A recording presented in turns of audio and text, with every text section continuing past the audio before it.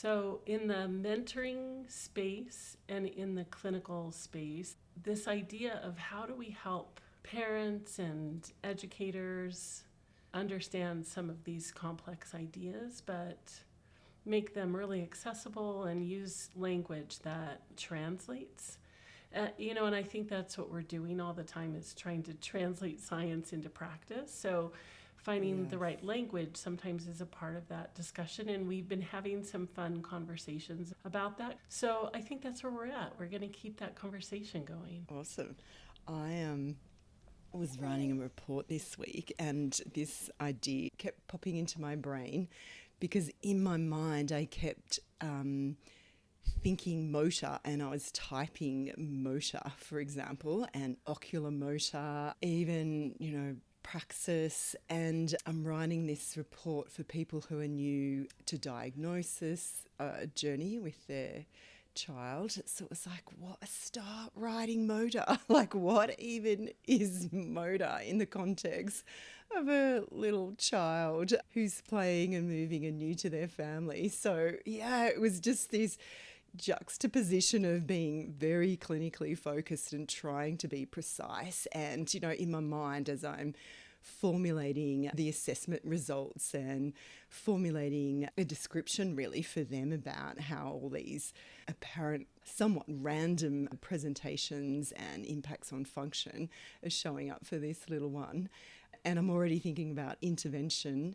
And so the word motor kept coming up for movement really, but it was like, that's not what I want to be saying, and that's not the introduction to movement and eye function and hand-eye coordination and reflexes and early movement patterns. That's not how I want to be describing it or introducing it to the family. So that was very front of mind for me today, this week, is just how do we sit in two spaces, in a very precise clinical space in our mind and in a very accessible way for people who are, maybe new or even early on in the journey. Well, and it's I love calling it the two spaces. And then I think even in that, sometimes those spaces get subdivided, right? Because the clinical space, at least, and it's a little different, I think, in Australia with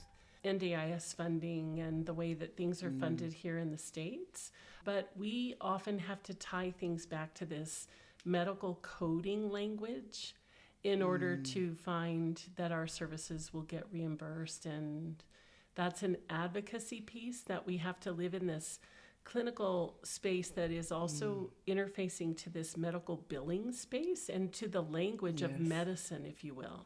Because unfortunately or fortunately, there's all directions and degrees of that, but sometimes we have to tie this to that more formal label or diagnostic information. And then we move into the two spaces you're talking about, Michelle, where clinically we're refining our clinical reasoning and figuring out what are the layers and what are we going to be approaching. And then all of that has to really be translated in a way that allows parents to understand all of those lanes and layers and begin to approach it without feeling overwhelmed or feeling like we're talking just about difficulties or coming at this from that lens that can feel so very deficit-based instead of really just understanding the unique needs and profiles that any of us might have. So I think we have a lot of translating because we're translating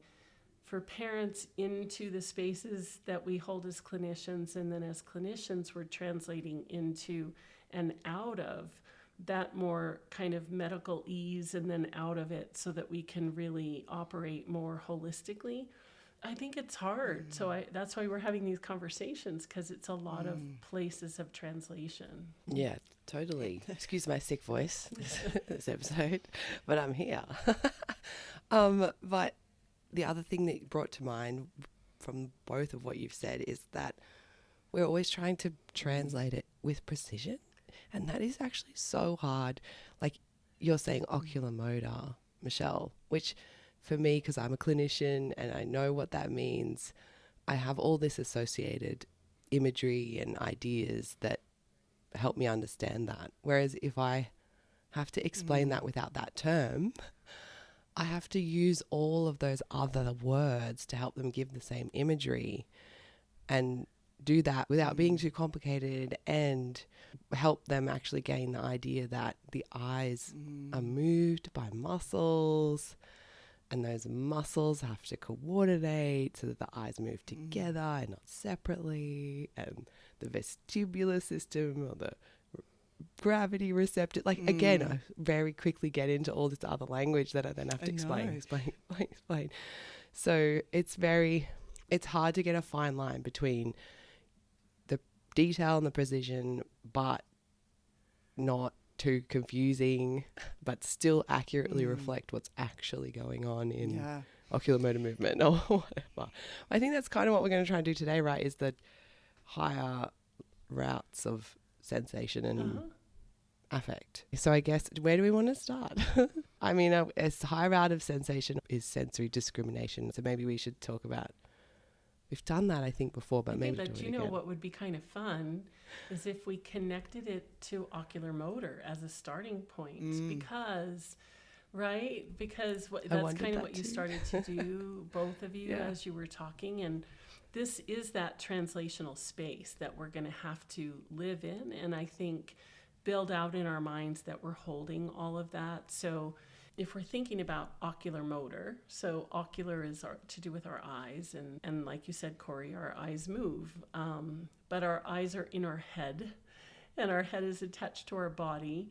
And so as occupational therapists, when we look at eye movement, we're looking at it in the concert of that complex that it lives in: eyes in head, head on body, body as a whole mover. And that has a set of sensory systems that support it. So we have to be able to connect those dots. And in the high route of S, in the sensory discrimination function, when there are basic sensory integrative challenges in vestibular processing, or in the visual system itself, in the proprioceptive system, sometimes in other systems that give rise to understanding, stability, mobility, near, far, me, out there systems, all of that contributes to the way our eyes work and fuel us and give us information and how we access the world around us. So right away, we have to go into that sensory circuitry that across the domains. It's not just vision.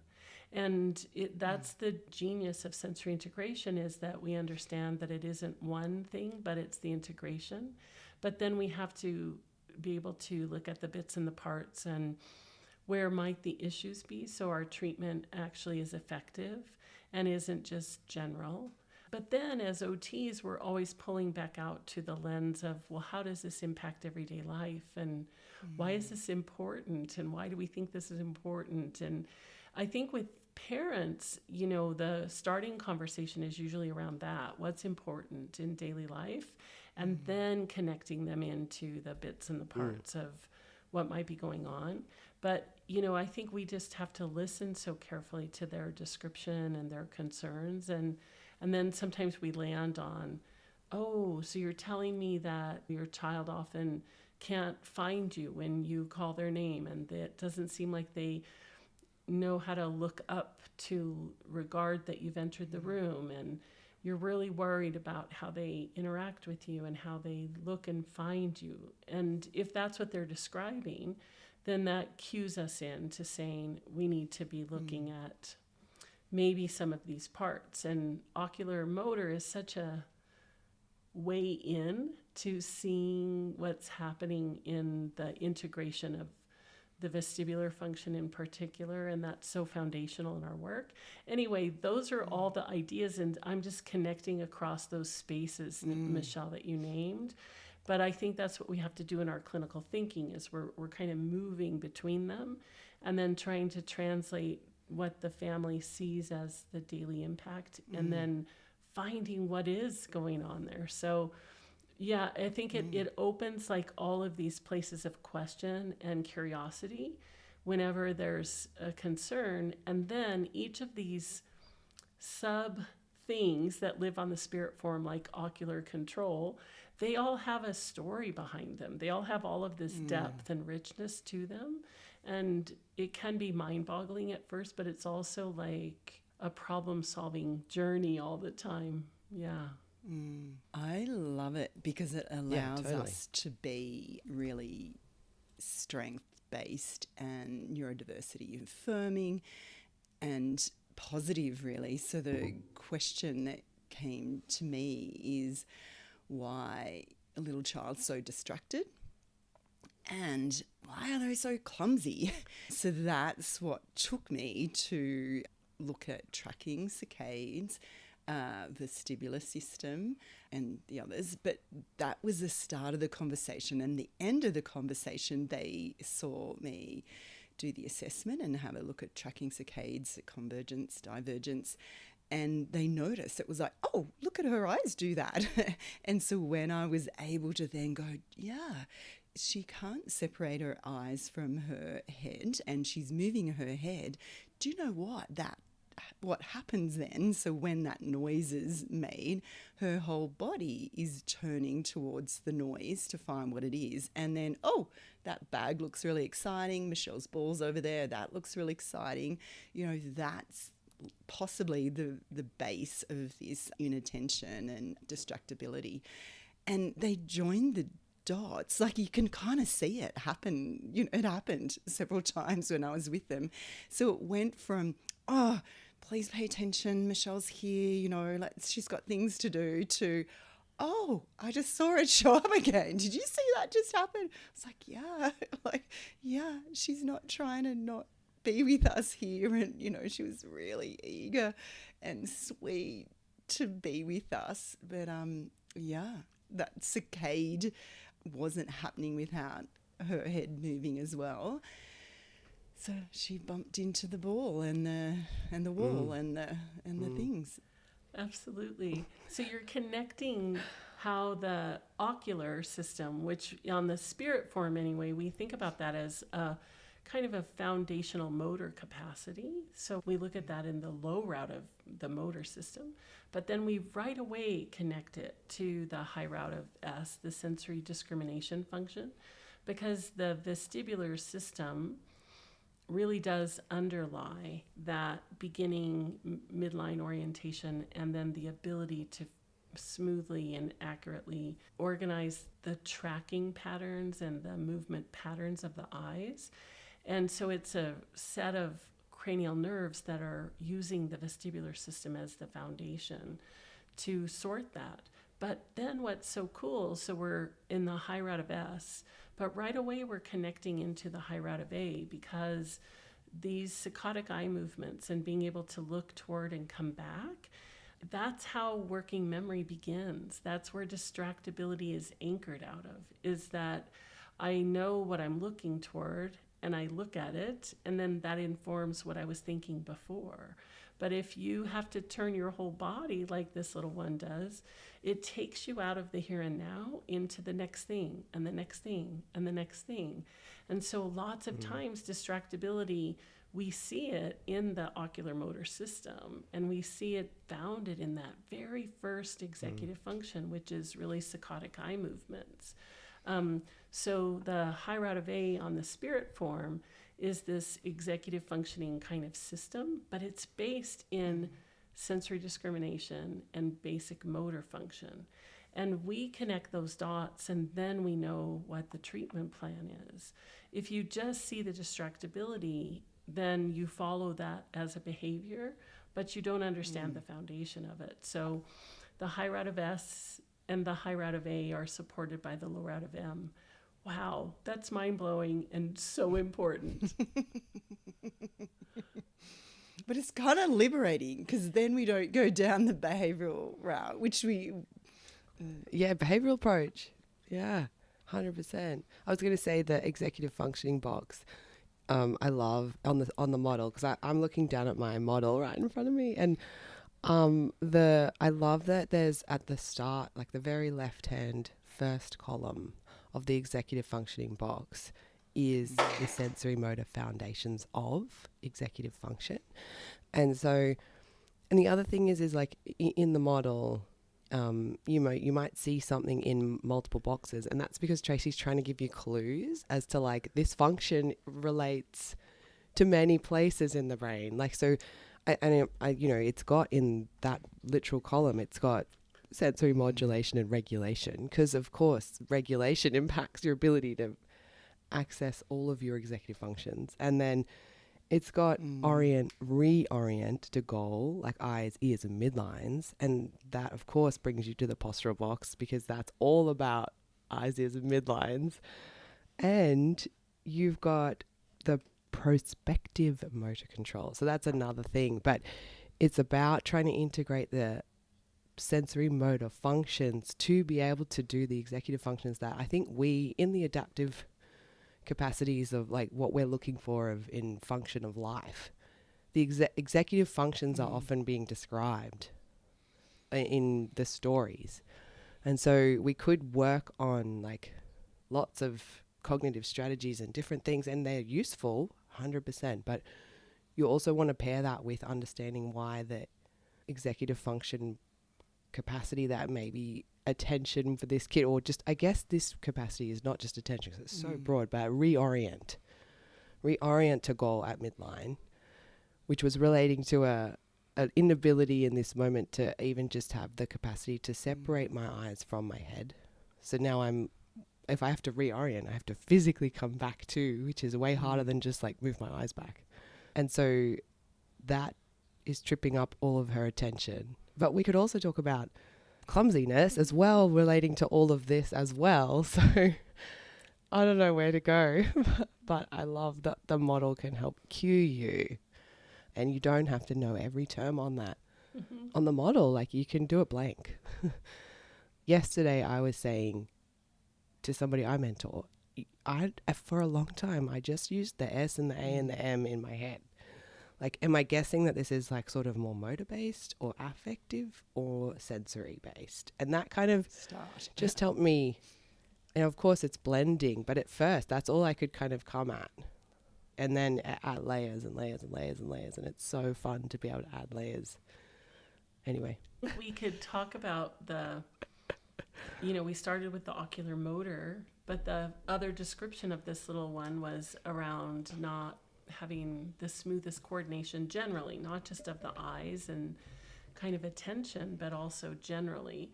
And it's not uncommon for us to see coordination issues coincide with other kinds of uses. So sensation for a use, that sensory integration errors, right? And the purpose of sensory discrimination, high rate of S, really always lands in some kind of skillfulness, and the highest kind of skill that our movement systems, our motor systems are coordinated, high level, highly practicable, refinable kinds of skills. And so we have automatic skills, like looking is pretty automatic, but we can get better at it. But we can get really better at using our fingers. We can get a whole lot better at using our feet as kickers, or our legs as climbers, or our arms as bat swingers. We can get quite skillful at any of these skills, but they're all sitting back in that sensory discrimination foundation. And it's so powerful to know that. It's liberating as a clinician to know that. I'm thinking about my current 4.5-month-old, because vision so eye control and vision isn't there even for the first, like it's there, but it's not really there. Like if you look at a new baby, their eyes are kind of everywhere. Like they don't hold their eyes, or can't very easily do that. They can, but not very easily. And then 3 months later, when the head is stabilizing on the neck, when there's enough support stability from a surface, either a person or the floor, then the head and the neck can pull and hold together enough, which is like related to the maturation where I was reading of the proprioceptive signals in the neck, so that where is the position of your head from the joints and the receptors there. And then the vestibular system, which is telling you if your head's tipping or not. So those two things come together enough then to get the eyes to come and find things, see things. And then suddenly it's like, oh my God, I'm reaching. And the integration of those things in certain positions is so amazing. Brings to mind the fact that we try to get these things to integrate in multiple positions, because if I look at my 3-month-old and I have her in prone and she can do that on a supporting surface, then it's integrating for her there. But if I put her in upright, like in a sitting, she's like, meow again, because it's not integrated there. There's not enough stability yet to do that in that position. So we often get kids much later in life and they're up and they're moving, but things haven't come together sometimes. And so we're looking at it coming together, not just in one situation or in one postural position, but many planes. And can they still, like, if you can you even get it for your kiddo, Michelle? It's like, can't quite get it yet in upright sitting still. Can she in any position? And do you know what? I've never thought about that, Corey. You're right. Developmentally, it doesn't emerge in all the positions at the same time. I've never considered doing it. I always do it in the upright, more supported or less supported. But yeah, how about I get her to lay down? Yeah, I had the thought when I was watching. I was like, maybe I should test everybody in prone. For sure. For saccades, because like that's where we first kind of get it. It is where we first get it. And it's, it's so funny because I think we think about things, but we don't know to apply them across, because I know that, for instance, Michelle, you have had some opportunities to learn about vestibular ocular function, and maybe taken some training from Mary Kawar, and she talks about vestibular activation and getting kids out of upright and working in this in supine and prone for these very reasons. But then sometimes I think we learn about doing something like a clinical observations test, and we learn about it here, but we aren't applying other knowledge that we know. 100. I said prone, but I meant okay. supine. I just realized earlier. But yeah, supine, lying on their back instead of using terminology. Lying on their back. I think that's right. And sorry, just to make you feel better, Michelle, I didn't either. I had such a tangible experience of seeing it emerge developmentally. Like, I never tested kids for eye control lying on their back. But I had this moment of seeing it come together in typical development. Why don't we? And I'm like, maybe I should test them on their back and then test them in upright and see how that's different.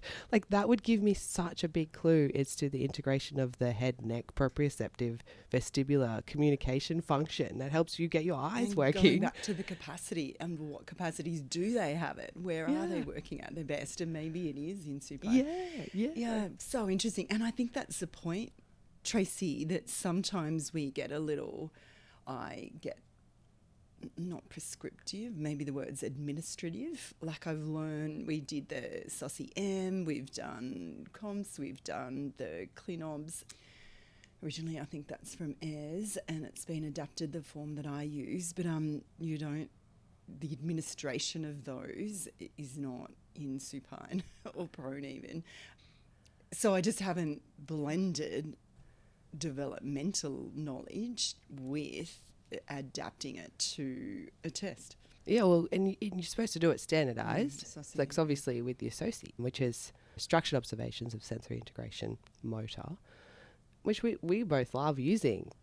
So you have to do that in that way, and it makes sense to do it in upright because kids are spending their time in upright. But if we tested it lying down and saw that it was better, it would be such a clue for our clinical reasoning around, well, why is that happening? And that's where we start. That's right. That's where you start. And so in the spirit training, and again, I think the content is there, but it's the application that I love being able to explore with both of you. So what I want to point you to are a couple of things that guide this, okay? In the lower out of M, we have this really beautiful graphic that goes through all of the different developmental positions. And when you're thinking about a capacity, we learn this in the logic of social emotional development. in the FEDCs, and I map that onto this spiraling continuum and the idea of the landing pad. So how this applies in this situation is if you see a child struggling in upright with ocular pursuits and not being able to maintain that and that derailing something, then you do want to think about, well, where's their landing pad? What's the foundation below that? And it often is to go into those developmental motor patterns, go down to a lower level and see, is it still struggly if I get them out of gravity? Is it still struggly if I support their, vestibular proprioceptive processing linkage, and give them a little bit more ability to show me if this is still there or not? And then I can find where I'm at the lowest level, and then I work from that. And that kind of logic, a developmental approach to sensory integration, is really what I'm trying to promote. And I think this is exactly why. So it's a beautiful conversation, and you have the thinking tools, but we don't always remember to apply it to all aspects of what we're learning about an individual. And it's a deep learning process for yourself as well, because what Michelle and I were just integrating those two separate pieces of information and then knowing how to have that inform what you're going to do next. What you just said, Tracy, it's, well, if they can't get it in upright, developmentally, what comes before? And so you're kind of then having to go, well, do I know that? Yeah, like, how do I see that? If I don't know that, how do I learn that? Like, where do I get that information? I just think it's super helpful, obviously, for me, watching it and experiencing it as a parent. It just happens. But when it's not just happening, then that's why we want to look at all those discriminative functions that you're talking about, Tracy. So, like, what is the vestibular system's job in its highest levels, which is discrimination? Like, it has to discern really precisely the movements of the head in relation to gravity and in relation to the body. And then also it has to help the eyes adjust to all of that movement. And then we all know that. And so that helps us clue into the fact that, how is the vestibular system responding and picking up gravity by my tests? Like, then I can do the ClinOps and I can look at you pick up against gravity. And that looks really hard. Now I can look at you try to track something, and that's also really hard. Or I can try and tip you a little bit off center. Do you adjust or not? Like, we're just looking at the discriminative adaptive functions of the vestibular system. And it's not just the vestibular system. And that's why it gets hard to learn it, because it's always integrating with the other systems. It's not just the higher out of S and A, but it's also influencing the motor system, because it has to help the body respond to gravity. So innately it's going to pull in all of the motor system, because, well, we don't just flop on the ground when we start falling over. You have a motor system to respond to it. Anyway, I don't know what other terminology that's bringing to mind for you guys, but we could keep trying to find new words to discuss. It's very basic and simple, but where even does motor come from? I guess it comes from the physio world. Like, how did motor become a thing? Is it a Latin word that started years ago? That's such a good question. And I actually don't know the answer to that question either, which is fun. I think about the movement systems and all of the various parts of our bodies that move. And they all move over time with increasing skillfulness. But there's the automatic parts of our movements, and there's the more volitional parts of our movements. And we have to know the differences between those in order to really help improve those motor skills. And the way our body engages in movement is the way we become effective. The movement of my social interaction, the movement of my affect, my energy, but also the movement of my limbs and fingers and eyes and shoulders and even my head and my ears, all of it has movement. So muscle control, motor control, I think it'd be kind of fun. We could look it up. And here's going to be a hilarious trialogue thing. I would begin by looking it up by going to my trusted sources and advisors. So I would go to my NDT books, I would go to Ayers, I would go to Lois Bly, I would go to my neuroscience books, which I have 50 of them within my reach almost. And I would go to those sources first. And Corey would go to AI, and I would laugh. I would go to AI, but then I would not trust it. Thank you. Because it doesn't. This is why I'm trying to talk about AI, because I'm like, it can be helpful, but it is deceptive, and it's convincingly and that's so. why I brought it up, not to make fun of you, but to sort of poke at. No, I love it. You can't just Google this stuff. You can on some level, but you have to know what your question is and what the thread is and why your curiosity arose, and you have to guide it, or you will be deceived. And I'm going to trust my knowledge partners, which are the research and evidence-based practice, very quickly compared to just an open question on the internet. And I love that we're actually talking about this, because I think it's really important that we're all being discerning in an era where you can quickly get information and it may be totally inaccurate. Wrong. I was thinking about this the other day. Like, you could so easily get information about like an activity. So say you're like Michelle's kid. It's like, oh, my kid seems really clumsy, and they wouldn't, without you, Michelle, have even really known that controlling their eyes was hard, right? But they can't pay attention. Like, that might be what the parent types in, like, give me some activities to help my clumsy child who can't seem to pay attention.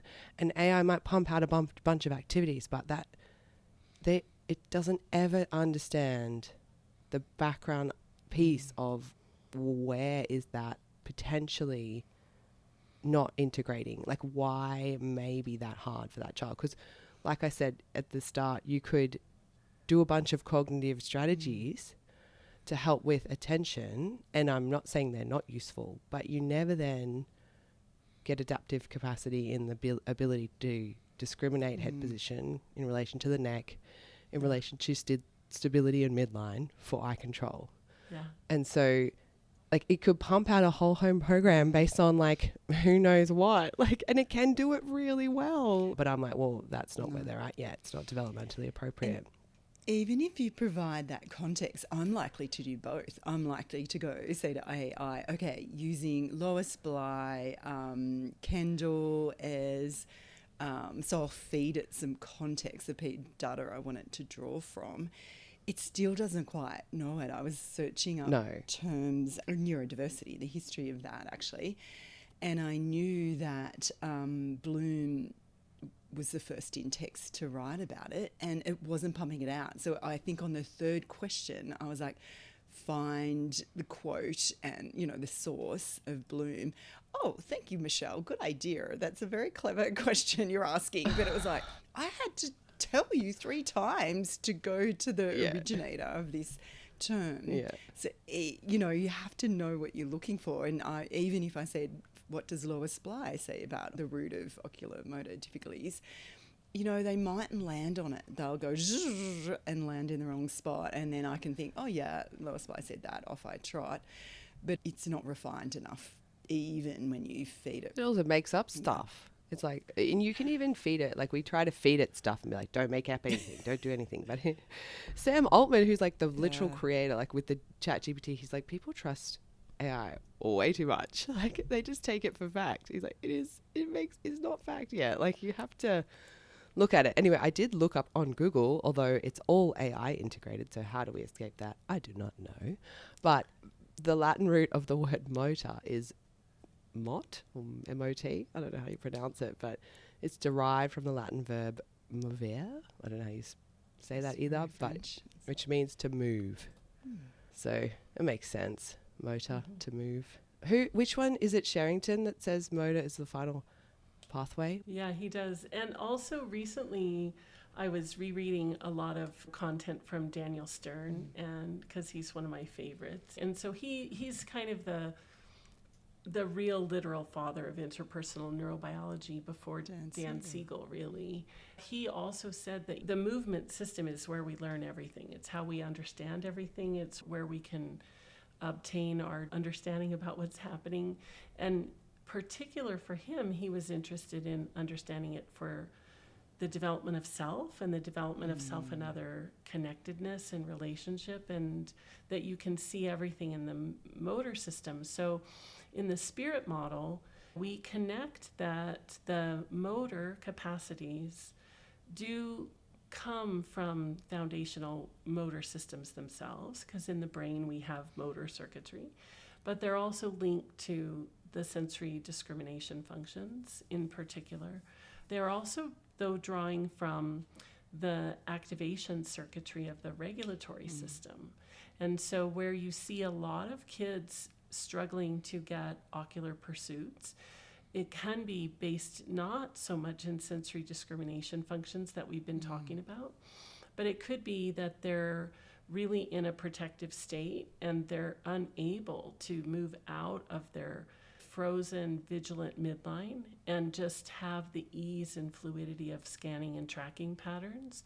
And you can see kids be, in states of freeze or in states of activation, all just through their movement patterns and often through their ocular movement patterns.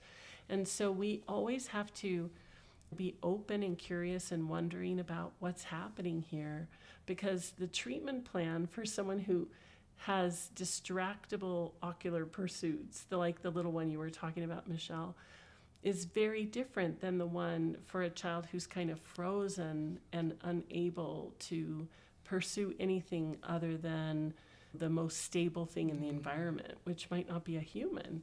And so they're going to look sort of similar if you just check the boxes on the SOCI, but they're not going to be there. Those findings are there for an entirely different reason. And we have to be careful about interpretation. That's where the whole art of therapy really comes from, interpreting what it is that we're noticing, and then deciding based on that interpretation what we're going to do about it. So that's clinical reasoning in a nutshell, right? And we have to have impressions that we then run through the filters of our knowledge to get to what is it that we might be able to do to support, development and support function. Gosh. I have like a tangible, I want to say body felt sense of a kid that may be stuck frozen and not able to saccade, kind of in a protective state, right? I have like a tangible bodily experience of knowing that, but I'm not sure if I could. I guess I would talk about, it depends what protective state they're in. So I don't know, Tracy, can you give more of Can I jump in there? Yeah, Because you go and give a description or something. Really resonated, and it was harder for me to talk about, but that is absolutely part of this little child's history, early childhood challenges, and so there's absolutely this sympathetic activation happening, and I don't know what, I guess that's, I don't know whether you intuited that's what I was talking about, Trace, or why, or that's just part of this system. But there's also, I think, due to some perhaps insecure attachment, I think they're not worried about having errors. They're on the go, and they're fun-loving. And so I think they're not chasing refinement. So when they are on the go and not going for precision and they fall off a ball, for example, their sense of self isn't solid enough yet, is my feeling, because of their attachment issues. I'm making some leaps here. So they just keep going. And so they're not going for refinement or goals. They're just like on the go, next thing. So I think that's the other layer in this, that we're not necessarily going to precision because of the real low route of issues and sense of self and agency and the motivational pull to get precision and refinement. It's easier on the sense of self to be a goer and kind of fun and doing and feeling the risk of the fall, I guess, and the up tip of falling over and kind of maybe hitting the wall but not quite hitting the wall. Like, that is the other pieces of this little cherub's presentation. So I don't know if that helps, but that's that up tip, Corey. Well, I had an aha, like as you were talking, because you're talking about the attachment and how when that's a bit disrupted, and we have kiddos that we have who have been removed and, have big disruptions. But I was just thinking about safety, relational safety, helping reinforce stability in midline, which you're then, and then I'm like, well, if you never have safety, stability to come back to midline and sit in that, then maybe you will just go. Look at Trace. You just, it's got to be reinforced relationally because that's how it works. But then we just go into the cascade of like, you dance with these kiddos where relational interactions can feel so full on or like disarming to them sometimes because it's so not the norm. And so it's like visiting. Just got to dance with them in and out of visiting that because they don't always trust that yet. But I'm like, we're not saying every kid with travel tracking an object has trauma. Please don't go away thinking that. But just know that there's more than one reason that you may have trouble with eye control. That's right.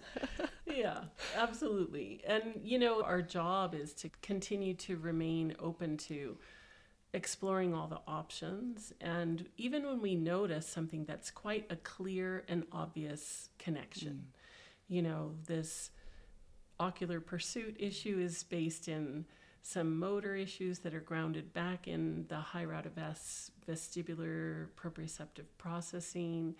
And then that's linking over to the high route of A and this, kind of stick-to-itiveness, beginning, end, start, stop signaling and how but then that does always connect to sense of self and sense of other, because the start-stop mechanism also comes from the relational space. And so just knowing those thread connections on the spirit, it helps you to say, the evident starting place here is low route of M. Let's look at the pursuits, but now let's look at the high route of S, figure out what's happening on a sensory discrimination level for vestibular processing, proprioceptive processing, looking at those partners makes all the sense in the world. There's logic, there's science behind that. We're going to connect that to the high route of A, and then we will connect down to the low route of A. Because there's direct thread connections, there's neural networks that do that, and those then start to lead us to ahas, lots of ahas, and then we can figure out where to go. And then we can deconstruct that for the family and start to talk about how do we coach them to support their affective system, to find each other and to find moments that are shared and to prolong those and to grow how we share those in the literal space from small to bigger. And how do we return and find and seek and use our bodies and our systems to explore all of that in meaningful ways that get us to where the next level is. So it's beautiful. It's very cool. And we can keep it simple in our language with parents, but we can also really make sure we're connecting the threads. And I'm drawing lines in the air because I'm drawing the thread connections. Yeah. I think I would still like to go through some of the terminology of the high route of A. So the motivational biasing, I would love to unpack some of those terminologies because we've mentioned it a lot today, but we haven't yet got to sort of unpack some of that together. And it's important because what we were talking about today has, like you said, such a strong, comes into that function of what's interesting to this little child and how that's showing up in some of the executive functioning, the higher out, the motivational biasing, the stick-to-itness, all of that. So maybe we could unpack that again, like next time. Or depends on the mood, you know. We try. But this is probably a good place to stop and integrate. So thank you both for such a wonderful conversation. Yeah, thank you so much. And thanks for the fun little detour part of the conversation about using our resources wisely. Yes. And I think, you know, Corey, you're creating some really fun content around this, separate from the podcast, in the space that you're sharing your OT mind. So keep doing that. And this is just, it's so fun to have this trialogue with you guys. Thank you. Thanks for the prop. See you guys.